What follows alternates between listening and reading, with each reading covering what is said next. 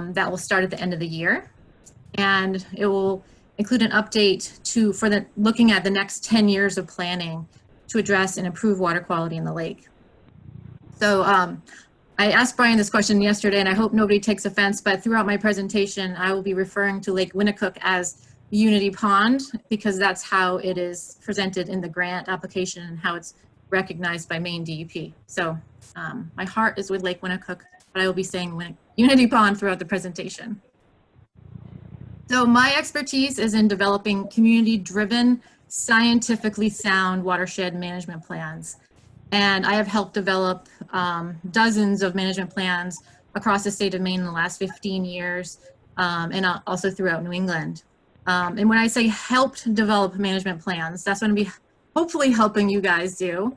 That means that my job is to guide the process so that the watershed community is empowered to address the goals and the strategies that are developed as part of the process. So there's a few things that I've learned with the numerous projects I've worked on over the last 15 years. And that one is that people are passionate about their lakes. And that's why many of you are here this morning on a beautiful Saturday.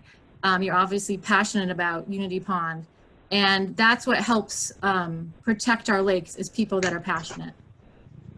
So we're protecting our lakes for not just for us, but for our future generations. Many of you probably have kids, grandkids that will be hopefully enjoying the beautiful water in Unity Pond in the future. So the other thing I've learned is that lakes are complex, dynamic, complicated physical and biological systems that are affected by the conditions in the watershed. And so therefore, there's no lake that can be managed like any other lake. So when we attack this project, we're gonna say, we're gonna use tools and techniques that we've learned from other lakes, but this is unique to this pond. We'll be looking at all different management options, and it's not a one-size-fits-all scenario for lakes across the state.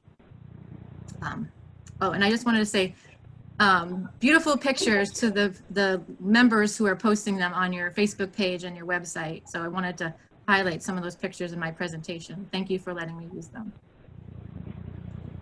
So the watershed of Unity Pond is also unique. There's over 100 miles of perennial and intermittent streams that drain the watershed area, and Brian showed this watershed area. It's a unique shape. It kind of almost has 3 different branches that all flow down into Unity Pond. The 3 major tributaries are Meadowbrook here that drains from the west, and then Carlton Stream coming in from the north, and then Bog or Bithers Brook, which is coming in from the east side of the watershed. And the town, you can see the town boundaries here on the watershed. So there's several towns that are located in the watershed, including Troy, Burnham, Unity, and to a lesser degree Thorndike, which is this little section of land here.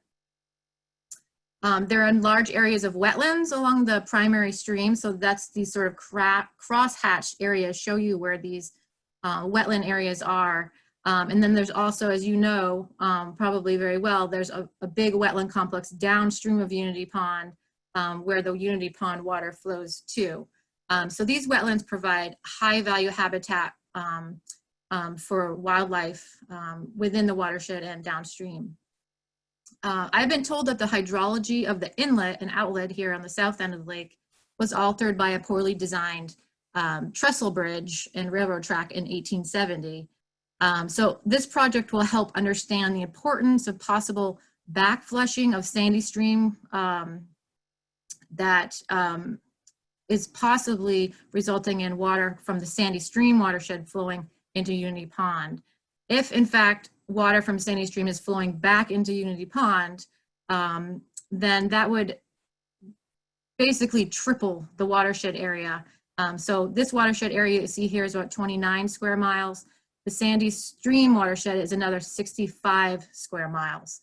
So possibly a much larger contributing area than what we're working on managing, which would make the management of your watershed much more complex and expensive. So the lake is estimated to have flushing right here. So the lake is estimated to flush about 1.25 times per year. And for those of you that don't know what flushing means, that means that it's also referred to as retention rate. So every 1.25 times per year, the entire volume, all the water in the lake that's in the lake leaves the lake, and then it gets refilled. So more than once a year, that water is flushing out. So the higher your flushing rate, likely the more the pollutants are flushing through the lake.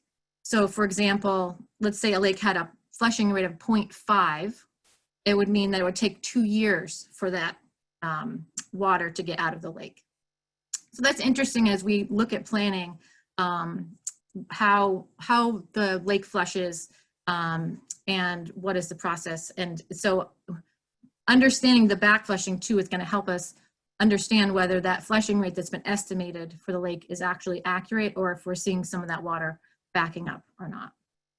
We'll talk a little bit more about the back flushing study in the presentation. So lakes respond to changes in their watershed. I mentioned that, and therefore they are a reflection of the watershed. So completely undeveloped lake watersheds, which is like our ideal perfect water quality situations, are going to have clear cold water streams in the watershed and an abundant fish. And therefore the lake would also have clean cold water and abundant fish. And the more we change our watershed without considering the downstream impacts, the more we change the quality of the water downstream.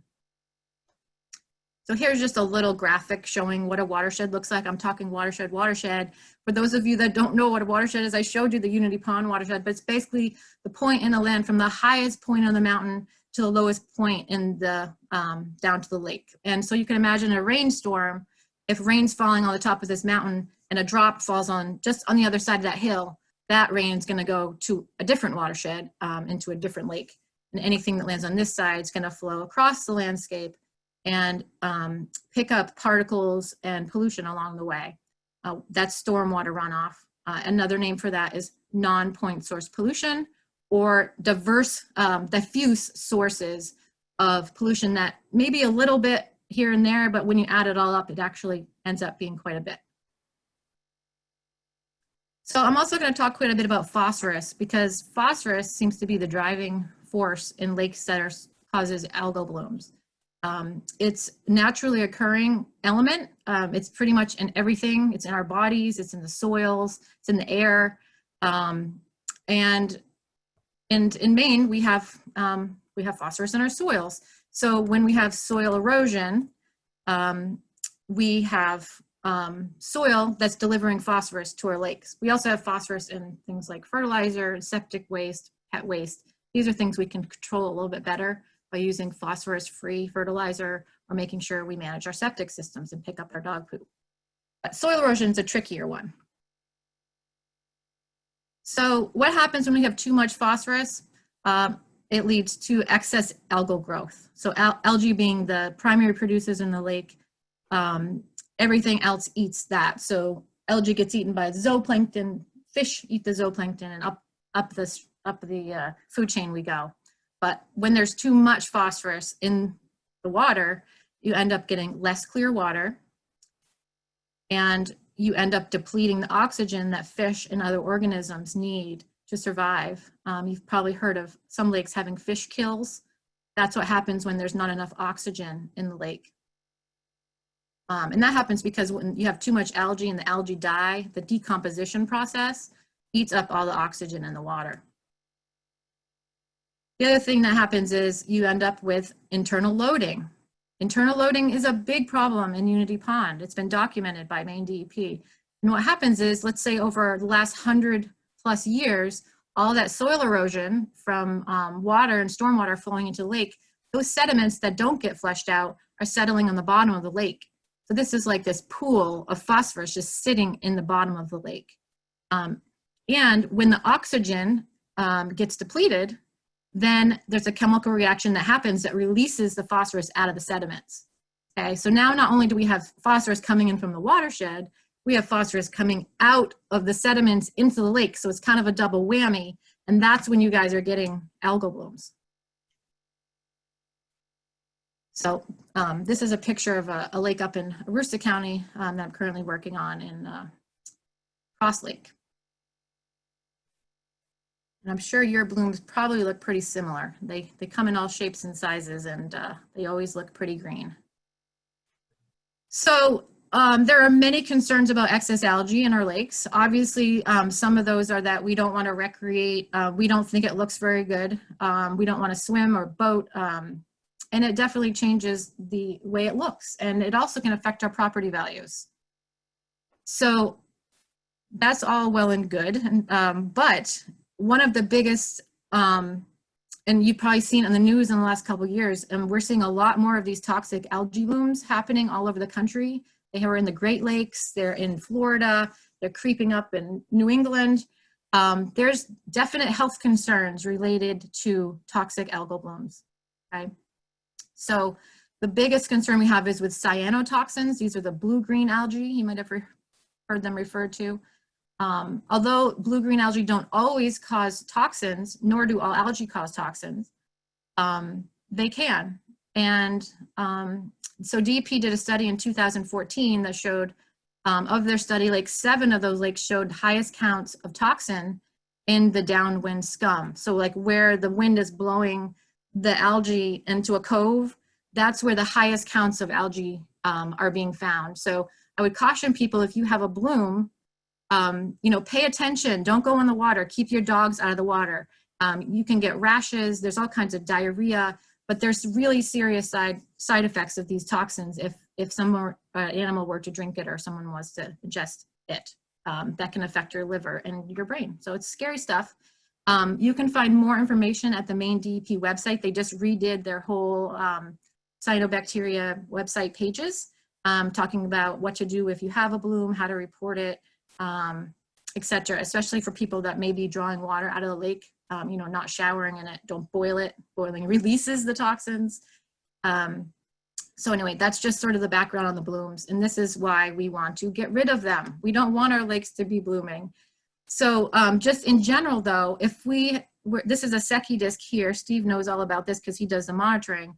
If you have Secchi disc readings that are less than 2 meters, so that's what, about 6 feet, then you have an algal bloom by main DEP definition. And if you have a Secchi disc reading less than 1 meter, so 3 feet, that means if you're standing in the water at your knees, you probably can't see your feet. There's a high likelihood that you have a toxic or a harmful algal bloom happening. So I wanted to share that. So now that I scared you all out of your wits, hopefully not, there's more to inform you and educate you and make you aware. Why is a watershed-based plan update needed for Unity Pond?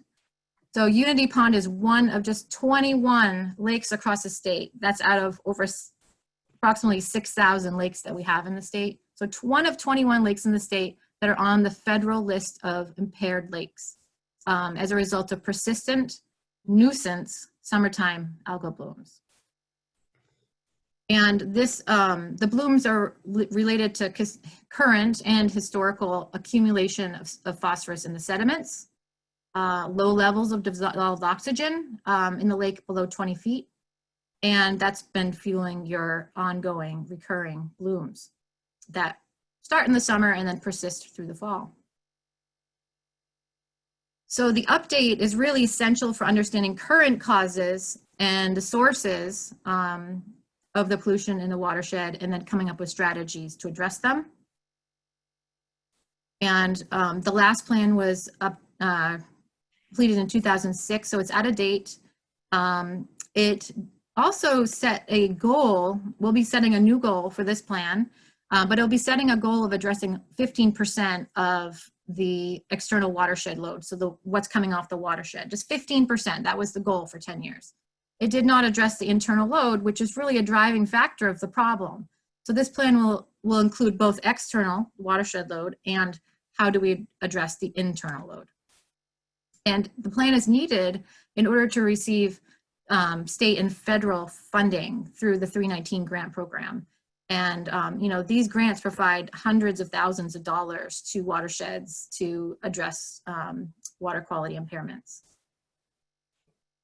So the watershed plan has to be blessed by Maine DEP and the US EPA, and US EPA is the Environmental Protection Agency.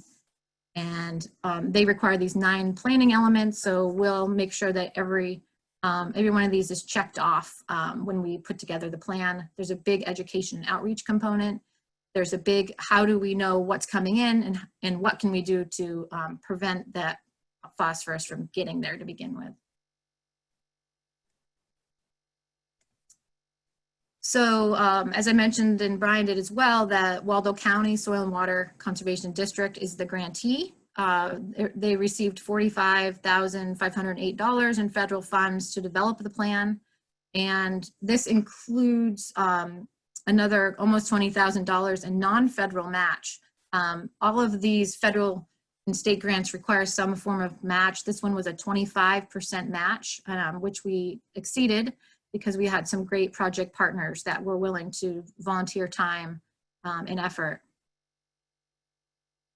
So the total project cost is just over $65,000. It's a 2-year project. There's a lot of components, which I'll go over in a minute.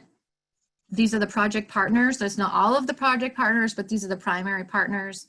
The district being the grantee and leading the agricultural and forestry survey. Friends of Lake Winnicook will be providing in-kind assistance with several of the project tasks, including leading the watershed survey and the online septic survey, as well as assisting with some of the monitoring tasks.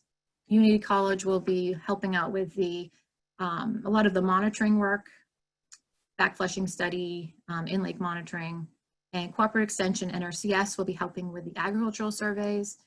And then the watershed towns stepped up to provide some cash match to the project. And they will be helping also with education outreach. And of course, our state and federal partners will be supporting the project along the way.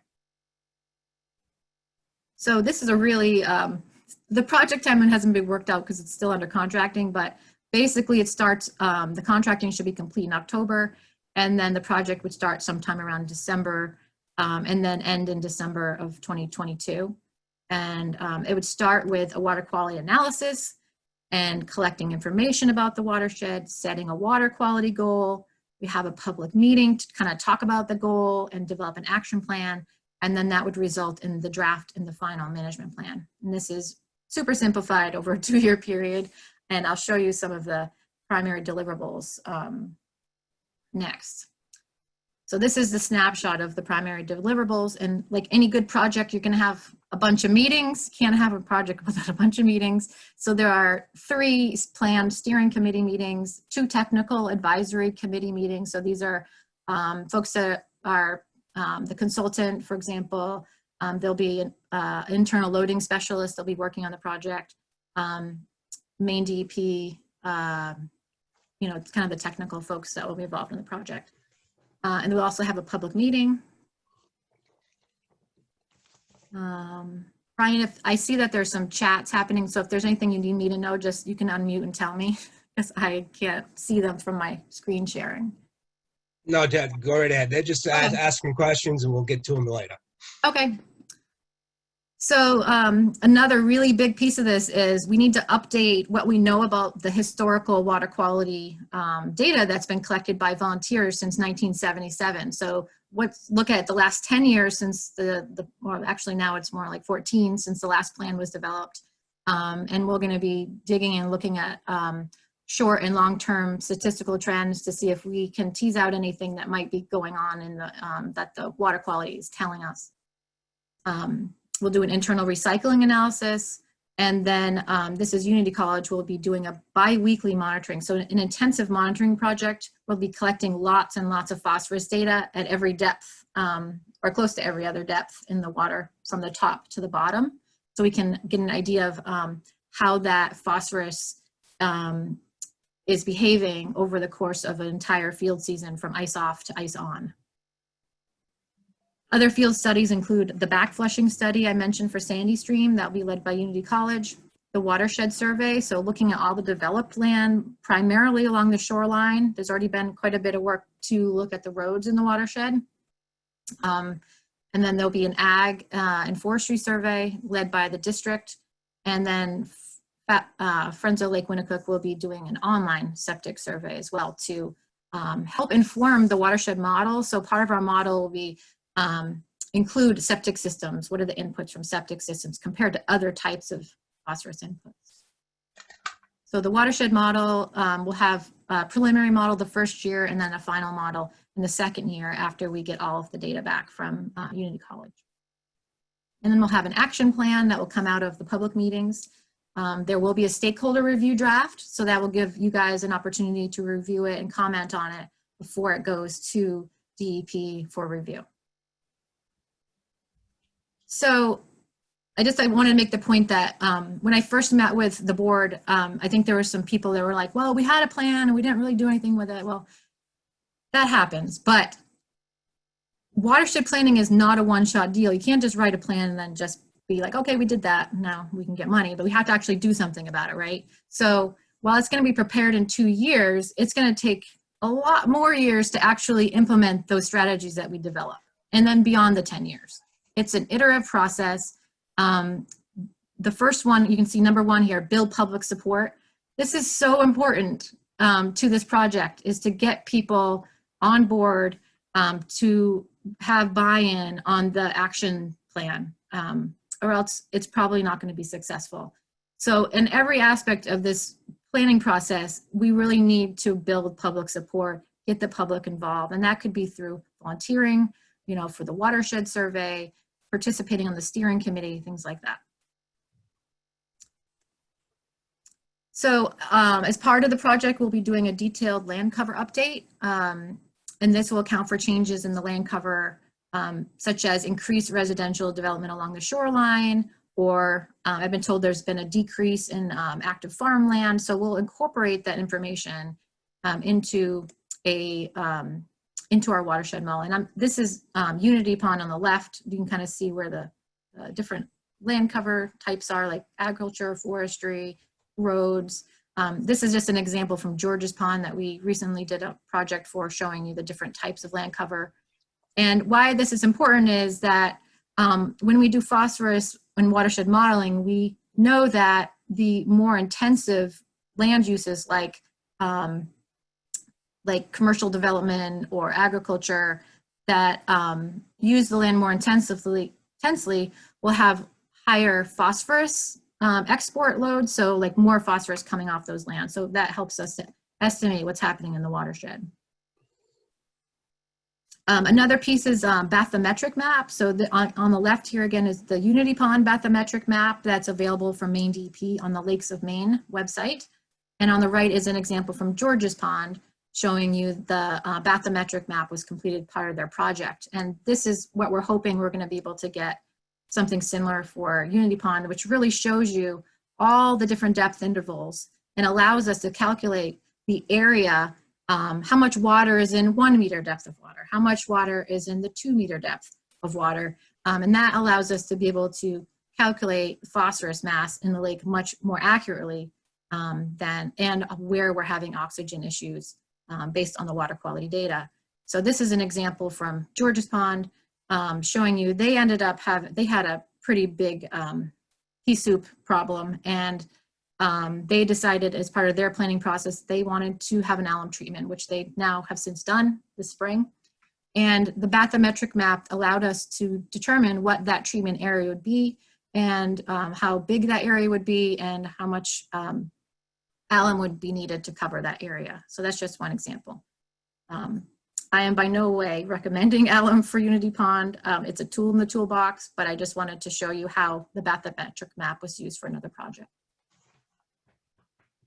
So when we do the phosphorus modeling, you can see there's 6 primary sources of phosphorus we'll be looking at. Watershed runoff and internal loading I talked about, but also atmospheric deposition. So a large lake, you're gonna have a lot more atmospheric deposition than you would on a small lake. Wildlife, so feces, any direct discharges. I don't know that there are any for Unity Pond, but these would be more like a straight pipe that's coming out somewhere. And then groundwater influences, so septic systems and groundwater coming in this way. So there's a couple things on here we can't really do much about. It's coming in from the air. Probably the wildlife, not much you can do about, but we can address some of these other things through management of our watershed. So I'm going to talk a little bit before this sort of coming to an end here, but I wanted to talk a little bit about the water quality, because a big piece of the planning project is setting a new target for in-lake water quality to work towards over the next 10 years. And so I'm going to talk a little bit about trophic state. Trophic state is really like how productive a lake is, and it's on a scale from oligotrophic, which are the clearest, cleanest lakes you can have, very not very productive in terms of plants or algae. And then on the other end of the scale, eutrophic, being super productive. And when we think of productive in our garden or in our work environment, we think good. But in lakes, productive sometimes is not as good as less productive. So in eutrophic systems, we have a lot more plants. We have warm water fish compared to cold water fish in colder water.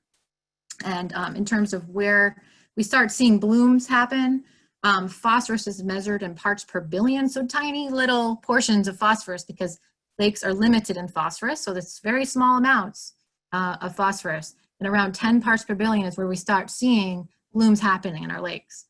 And if we look at the average for Unity Ponds, long-term phosphorus measurements in the upper water column, we're at about 23 parts per billion.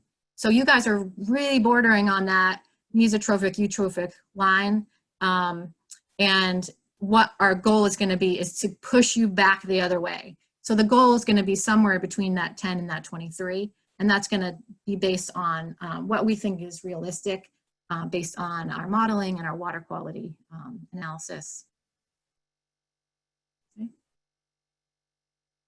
So in addition to phosphorus, we'll also be looking at Secchi disk transparency, or water clarity, chlorophyll A, and dissolved oxygen. So Secchi is measured by lowering a disc into the water.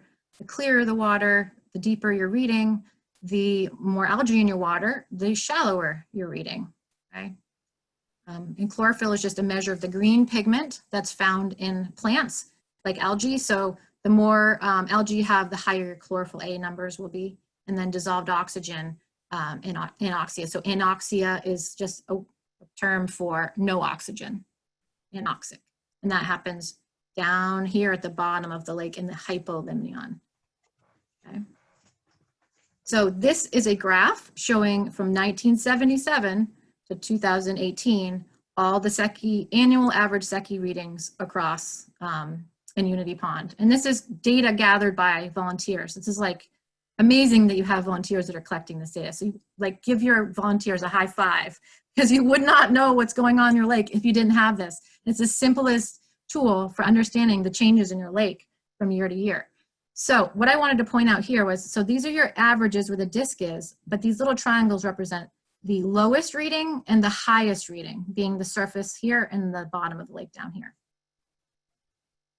So let me see if I can. So see here how these trends sort of, like, you saw all of a sudden we were getting less and less clarity happening between 1970s to the 90s, right?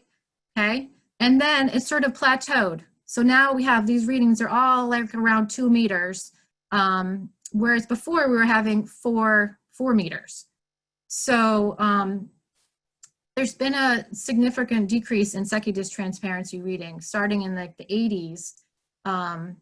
And when we think about algal blooms, 2 meters is sort of that number. Anything better than 2, we'll probably have not bad, not great water quality, but at least we're probably not getting blooms. But anything less, which is a majority of what you've been having for the last 20 years, that tells us that the lake is not healthy and the lake is in trouble and the lake needs help.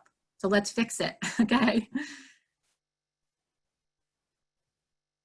All right, and then in terms of chlorophyll A, this is a picture from George's Pond, the folks that just did an alum treatment.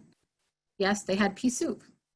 So out of 24 years of data, I wanted to point about chlorophyll here was that before 1986, the average chlorophyll numbers were 4.5 parts per billion.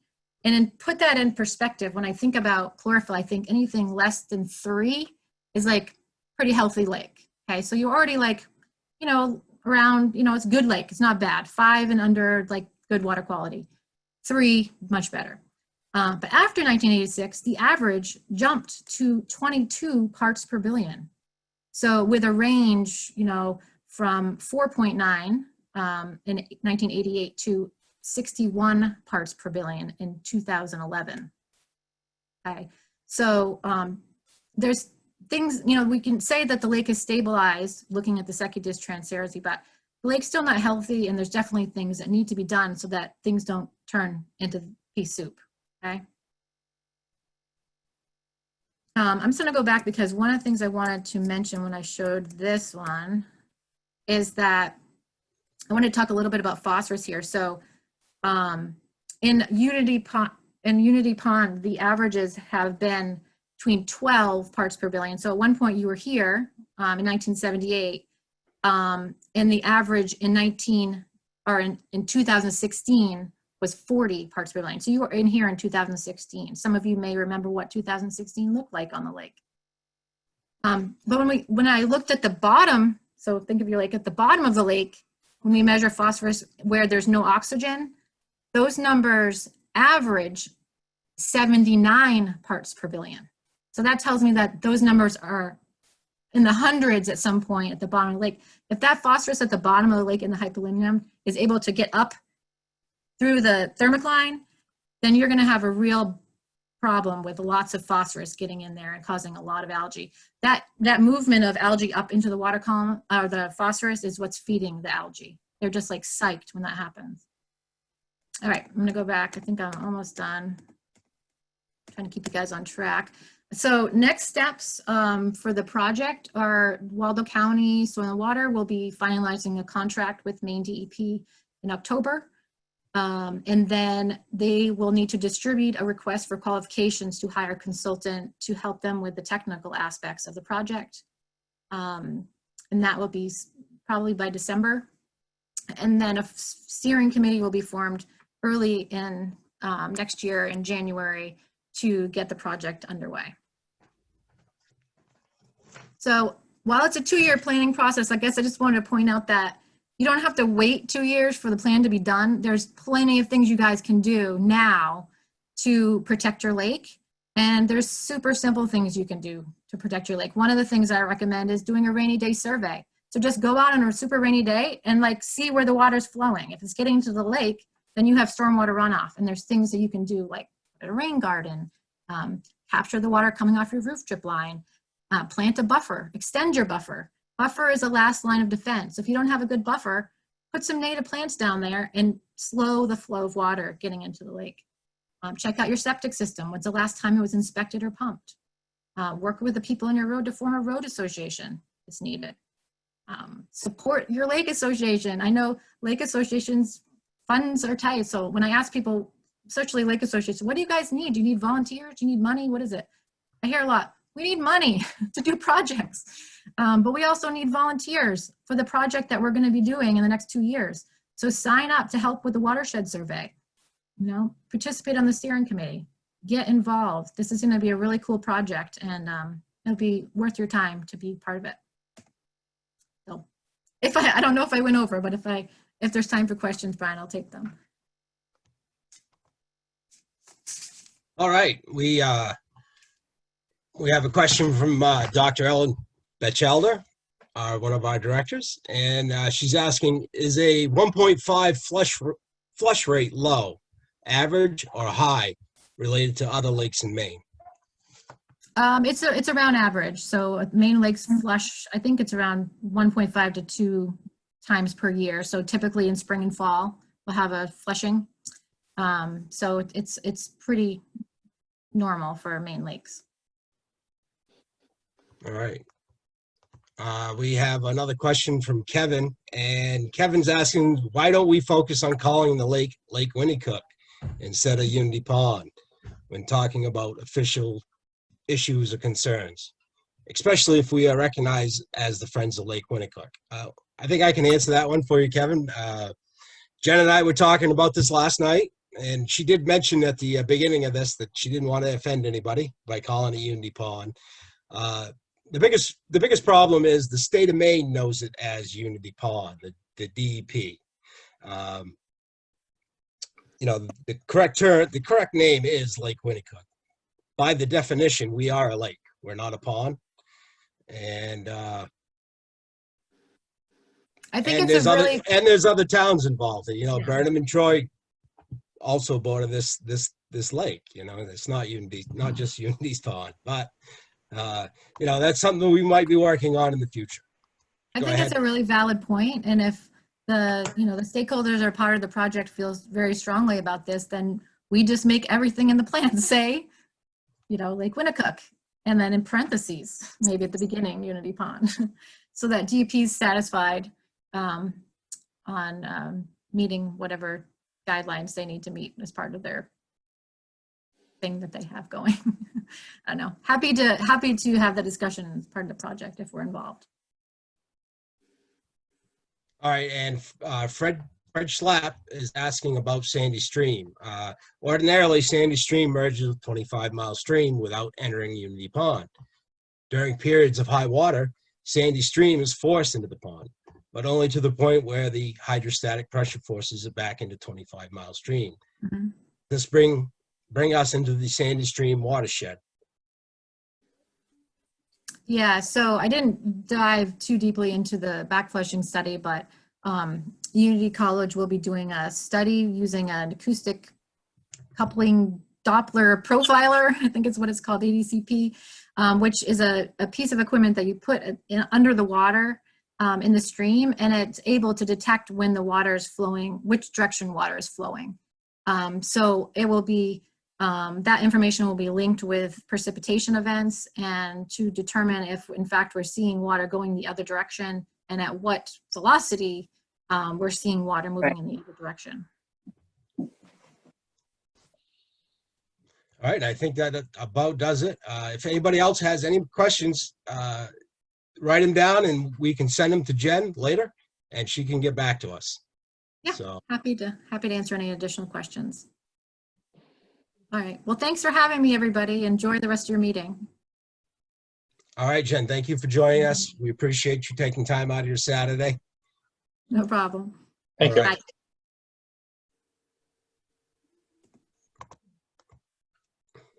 All right, guys. I kind of jumped over the Secretary and Treasurer's report just to be able to get Jen out of here so she could enjoy her day. Wouldn't have to be stuck with us. But I'm going to go to Andy Reid,